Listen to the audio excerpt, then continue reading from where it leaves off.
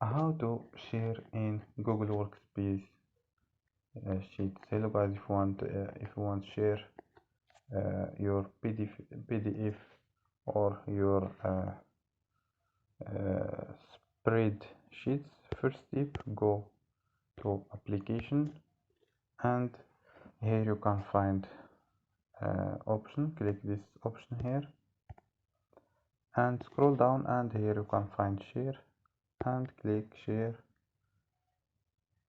and here you can add people or group, and here you can click, you can manage access.